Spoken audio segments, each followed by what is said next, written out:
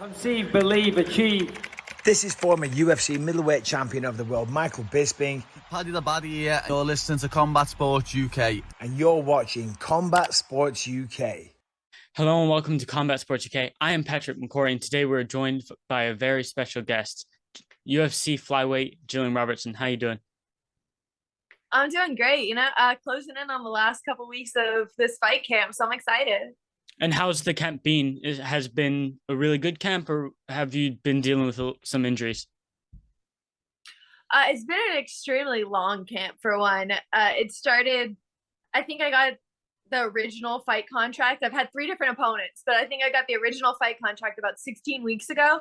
So I've been in camp forever, it feels like now. And I'm with a new team this camp, and it's probably been the best camp of my life. I really feel like I'm thriving. And could you tell us who the previous 2 opponents were before you got this opponent? I honestly don't even remember the first one's name. I had her for like a week and then got the opponent changed. And then it was changed to Melissa Gatto for quite a while. And then I believe it was like 6 or 8 weeks out, I got Mariya Agapov. Yeah. And where is this new camp that you're working with? So I'm working down in Miami now. I've always been, the last couple of years, I've been working strictly with Dean Thomas. Unfortunately, he's very busy, so I need a little bit extra help on the outside. So I've been working with Goat Shed down in Miami, and absolutely love the change, love the environment, and just really feel like I'm driven to be my best right now.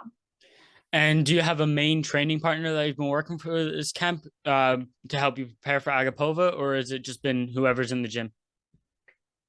We've had a good team environment, really. It's just I have a couple of amateur girls who have been giving me a good southpaw look.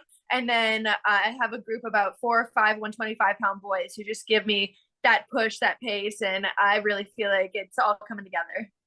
And looking at your last performance, obviously it didn't go your way, but what did you take away from that loss that could help you for this fight? It was, I guess, like that camp, I had a 2-week camp for that fight. It was short notice, and dealt with injuries in that 2-week camp. It just wasn't, I feel like, a smart decision in general for me to take that fight even. And I guess just making smarter choices like that, I feel like that was the best of my ability I could have performed at that night. I just wasn't there that night, and JJ was able to show up the better fighter.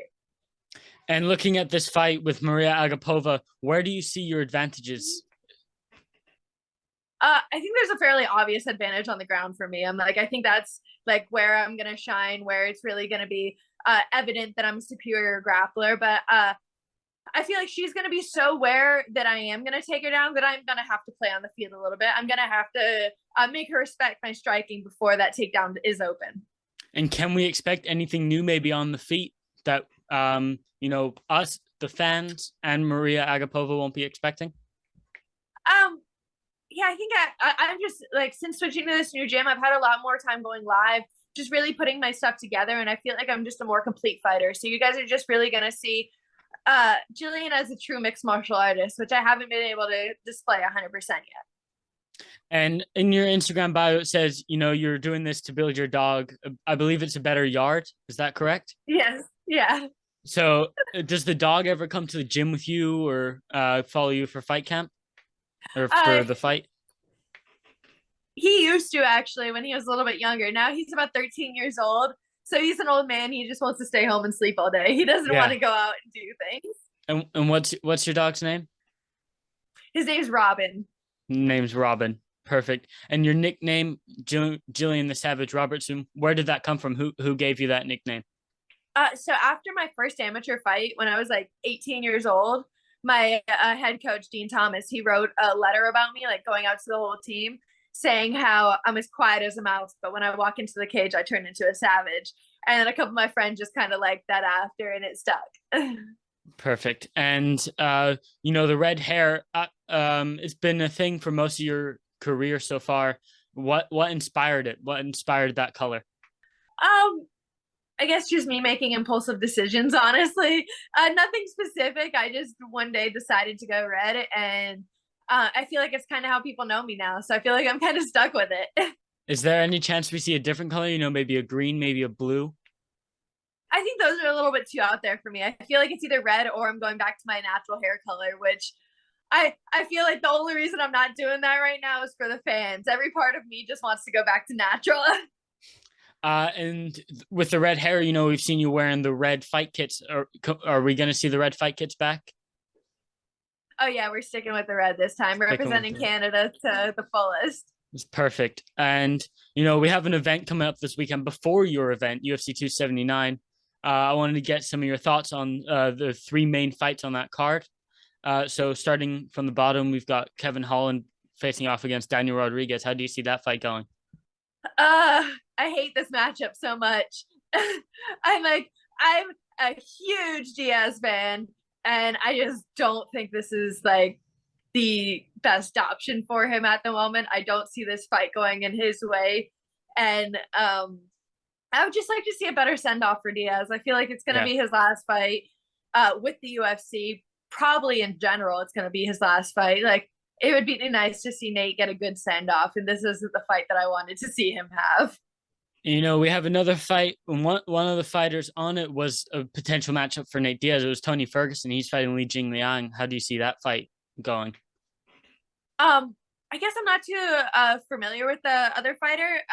I've seen obviously a lot of Tony Ferguson, but Tony just hasn't been Tony since he fought Justin Gaethje. I feel like when Tony fought Justin Gaethje, he took a lot of hard hits to the head. And then since then, it's just like he hasn't performed the same. He fought Beneil Dariush, then fought Charles Oliveira, and just didn't look like the Tony Ferguson we're used to seeing. So I'm just hoping we can get that Tony back. So, and then Kevin Holland is fighting Daniel Rodriguez. I believe that's the third last fight of the night. It's a welterweight clash. How do you see that fight going? This is honestly probably the fight that I'm most excited for on the card to watch. I feel like it's going to be one of the more competitive fights, and both guys are going to make it entertaining. I feel like there's going to be a lot of trash talk, and it's just going to be a fun fight to watch. Going to be a fun fight to watch. And can we get a final prediction from you for the Mariya Agapova fight on September 17th? Ideally, I would love to show off my ground and pound and be able to finish that. I'm going to call it round 2, either ground pound or rear naked choke. Perfect. Thank you so much for joining us on Combat Sports UK.